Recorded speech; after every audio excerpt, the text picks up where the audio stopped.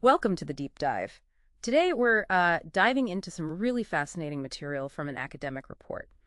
It looks closely at, well, the building blocks of our experience in Buddhist thought, the five aggregates. Yeah, and our plan here, our mission for this deep dive is really to unpack these aggregates. We want to see how they, fit into that causal chain called dependent origination.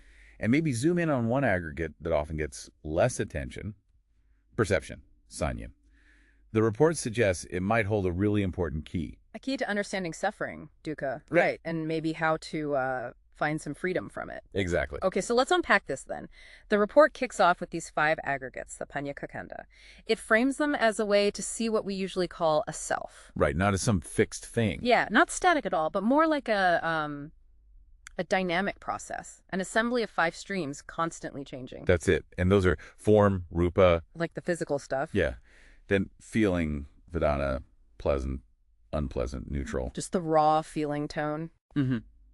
Then perception, sanya recognition, labeling. Which we're focusing on. Then mental formations, sakkar, our habits, biases, volitions. Kind of our mental conditioning. You could say that, yeah. And finally, consciousness, vinya, the basic awareness of an object. Okay. And the report really hammers home that these aren't solid things, right? They're processes. Absolutely. Impermanent, always in flux, and crucially, non-self. None of them, alone or together, is some unchanging me. I liked the analogies the report used, really vivid. Oh, they're great, aren't they? Form like sea foam. Yeah, just appears and dissolves. Feeling like a bubble pops in an instant. Perception like a mirage. Looks real, but isn't what it seems. Mental formations like a plantain stem look solid, but it's hollow inside. And consciousness like a magic trick. Yeah, conjuring trick. They all seem substantial, but when you look closely, they're sort of empty of inherent existence. Okay, now here's where, for me, it got really interesting. The connection to suffering, dukkha.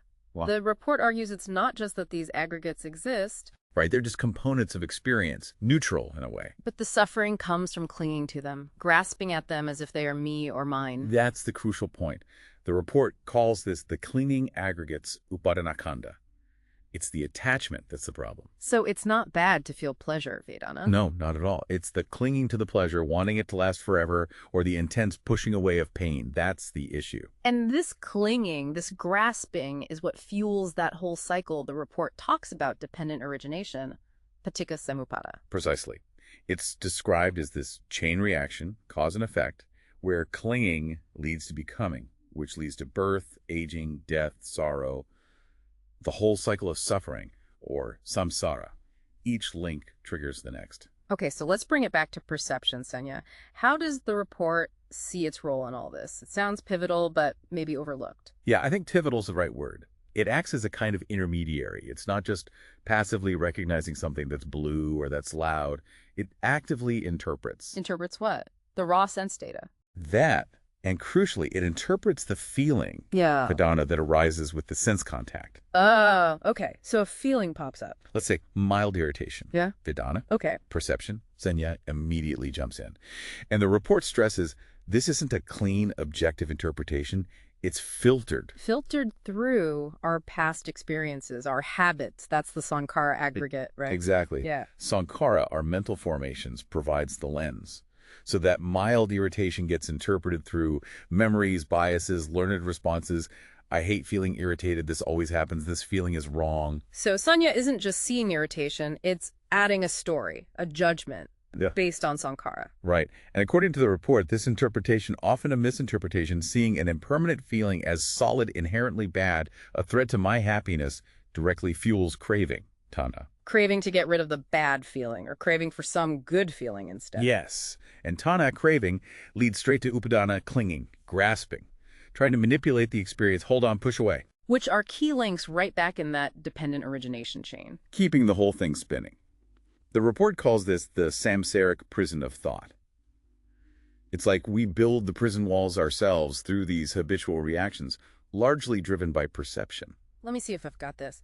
So, say I feel a bit antsy, Vedana. My perception, sanya, conditioned by past ideas, sankara, labels it unproductive or uncomfortable.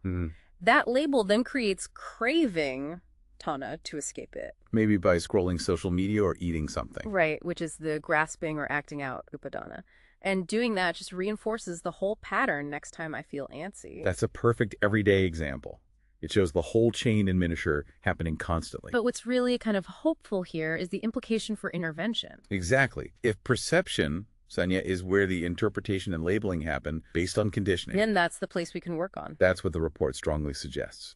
By training perception, learning to see feelings and phenomena just as they are, without the automatic commentary. Seeing them as impermanent, maybe not inherently good or bad, not me or mine. Precisely. Seeing them with clarity and equanimity, this can directly cut the link between feeling Vedana and craving Tana.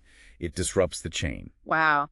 So understanding this isn't just, interesting Buddhist theory. It's pointing to a practical way our own minds build suffering moment by moment through how we perceive things. It really is. It highlights how much our experience is constructed, and specifically how perception's interpretive role is central to that construction of dukkha. It feels like it puts some agency back in our court. We can't always control what feelings arise, but maybe we can change how we perceive them. Which leads to a pretty profound question, doesn't it? If our conditioned, often inaccurate perception plays such a huge role in creating our suffering, Yeah. just how much could transforming that perception, really seeing things clearly, actually change our entire experience of being alive?